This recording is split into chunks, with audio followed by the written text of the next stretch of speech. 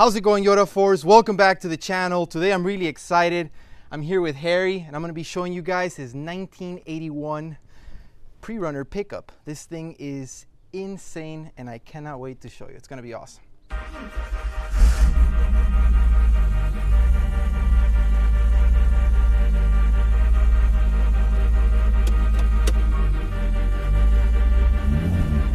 My name's Harry and this is my 1981 Toyota pickup, or what's left of it.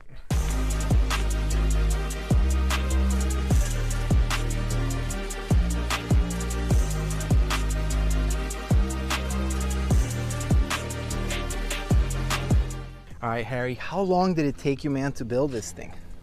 Which time? So I've had the truck for 10 years now. I originally bought it as a solid axle truck to do rock crawling stuff. There was a bunch of trails up in the hills up there behind us, and so that was the idea, was just to have an old Toyota to rock crawl in. As time went on, it kind of evolved into me wanting to go faster and has turned into what it is now. So, dude, that's insane. Do you mind? Let's start from the front and make our way all the way to the back. I'm dying to know everything about it. One thing that I noticed was the fenders are really clean. Like, I have one myself, a 1981 pickup. And my fenders is one thing that I always wonder, like, man, if these things go out, like, what do I do? Yeah. Right? What did you do there? So everything, all the fiberglass, the front fenders, the hood, and the bed sides, it's all custom one-off stuff. And so it's the only one in the world. There's nothing like it, and was made, you know, essentially just for this truck.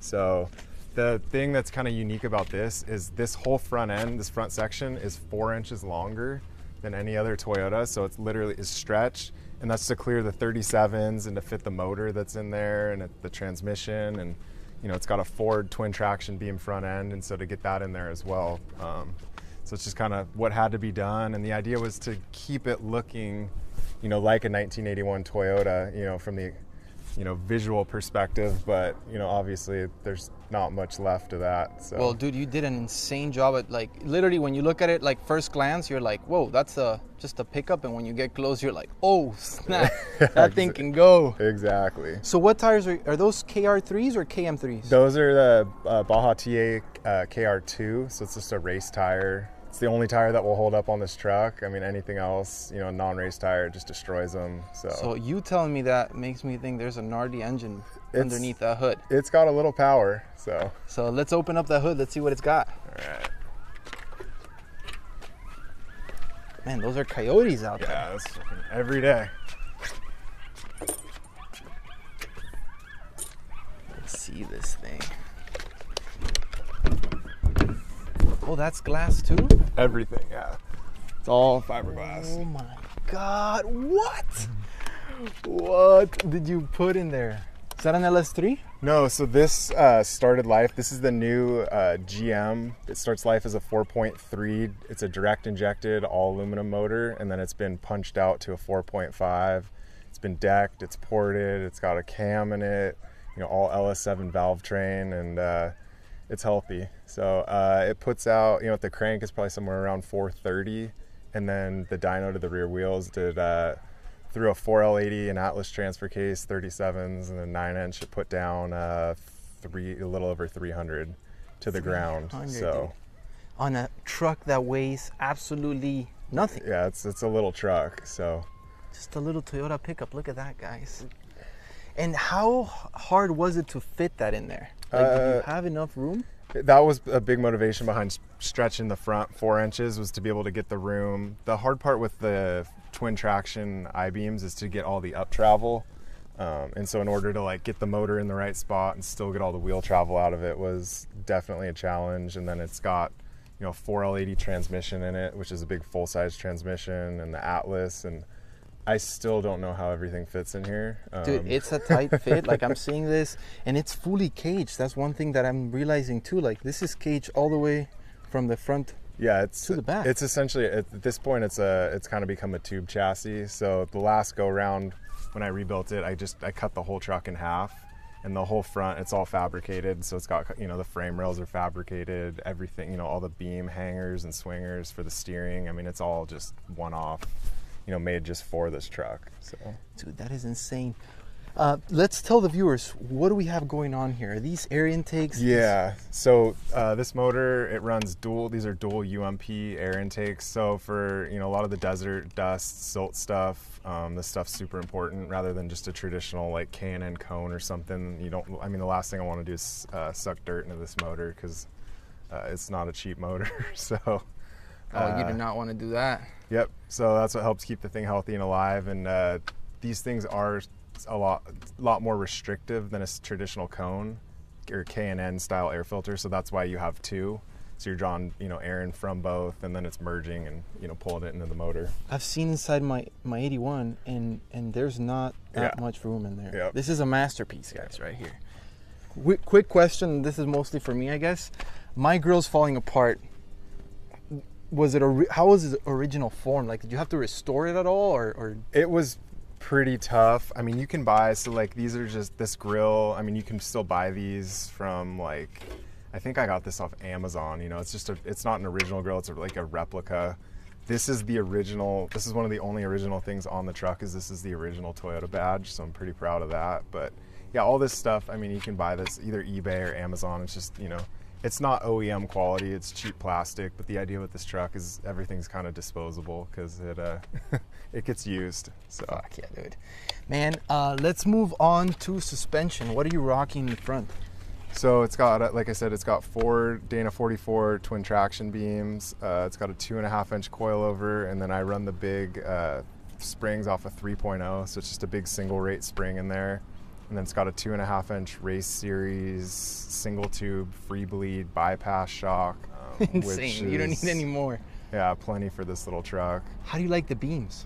It's amazing. I mean, you can run over whatever you want. They don't care. I mean, it still has working 4-wheel drive that works great. So if you end up in a situation where you want to go rock crawling or anything like that, it does that. It drives really good on the street with, you know, all the steering components that were built and used, and so, you know, 115 miles an hour down the freeway, take your hands off the wheel and it just goes. So. Dude, so I'm doing beams on my pre-runner in Mexico, and I got sold when I saw like how it works and everything, and then they told me it's like 30 hooker suspension, and I was like, I'm in. It's so sick, right? Everything about it is so awesome, how you get so much travel it's for what it is. It's cheap, it's strong, it works really good, and then, you know, all the like hubs and brake, like the wheel bearing assembly stuff is all stuff that you can easily go buy from your local auto parts store. You know, it's all just Dana 44 stuff. So as far as doing prep and maintenance, you know, it's still easy to get parts for it. You know, it's not some one-off custom, you know, thing that is a pain in the butt to deal with. So, dude, what about these wheels, man? These things are clean.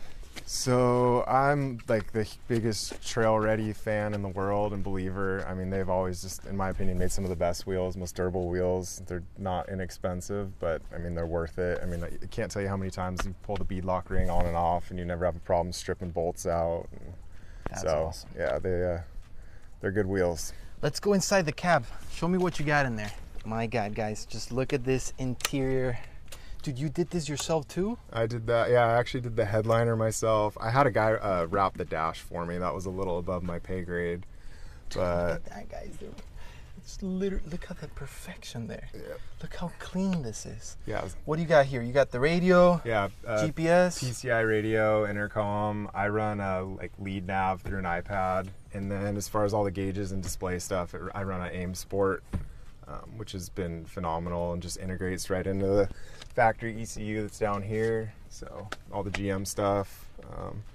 And seats? What seats are these? Seats. These are all Beard seats that, you know, I think are some of the best, most comfortable. And like I like the fake suede stuff. So dude, this kind of goes so with the nice, theme. Guys. So sick, and you got the cage in here. Yeah, and so when I rebuilt the truck, the only thing that's left of the actual cab is the roof and the doors. So the whole floor, firewall, everything's been cut out. So this is all fabricated, everything here. But the actual cab itself is the original one, right? Just the sides and the roof. That's it. Oh wow! There's no floor. Like all this is all.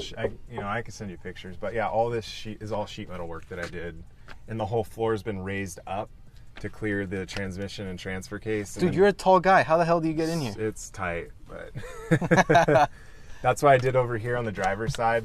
I was able to have a little pocket or cubby for my feet to sit down. Yeah. Just to help my feet fit in there a little bit better. So the things that we do to make it happen. Yeah, you just kind of make it work. So dude, I've always thought like the interior of this vehicle is so small, making a pre-runner out of it must be such a challenge, and you made it happen, dude. It was probably the most challenging thing I've ever done. So I still don't know how it all fits in here. I mean, you can see like the transfer case shifters are back here, and I mean, it was just kind of like do what you got to do to make it work. So hell yeah, dude. Let's move on to the back. I'm really excited for this part.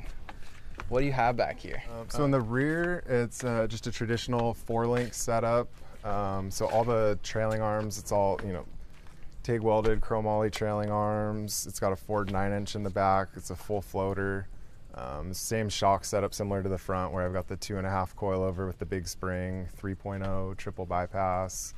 It's got a 40-gallon fuel safe. 40-gallon, huh? Yeah. Those are very useful out there when you're going out on the trails. You want to make sure you don't run out of gas. It's not enough. I mean, I think it's like 4 miles of the gallon. So.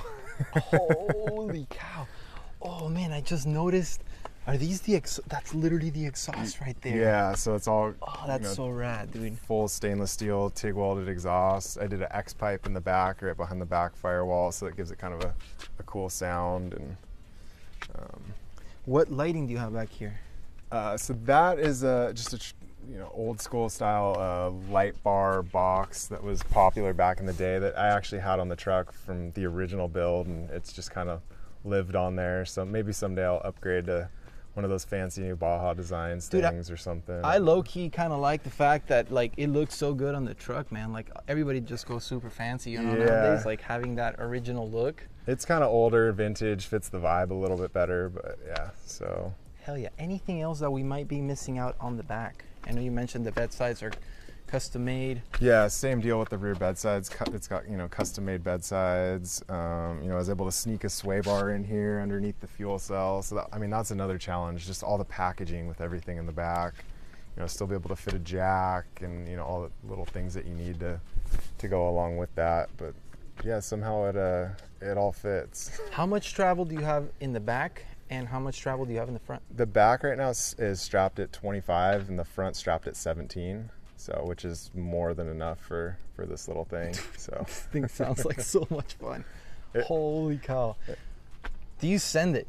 I like to go. Yeah, I definitely like to have fun in it. So that's was the whole idea behind it, was just to create, you know, more of a driver's car, right? It's like a little go-kart, you know, with a lot of power and suspension travel, and, you know, still be small and nimble and be able to handle, you know, tight stuff. Like I always joke, it's almost like a street legal UTV with a lot of power, you know, kind of has that feeling to it. So, you know, it's not done a lot of trucks in the past that are, you know, big, heavy. They end up at, you know, 7,000 pounds and they're massive, and it's just a different experience. You get in this thing and it's like a little go-kart. So hell yeah, dude. So guys, I'm absolutely stoked with this build. Harry absolutely killed it. We've been geeking out here, like just really vibing. We have great chemistry, and I want to come back to really show you guys how he shreds and how hard he sends it, and just I want to go out with him, go to the desert, and really freaking have fun. Cannot wait to show you guys. If you enjoyed this video, make sure to smash that like button. If you haven't already done so, make sure to subscribe to our YouTube channel, and we will see you on the next one.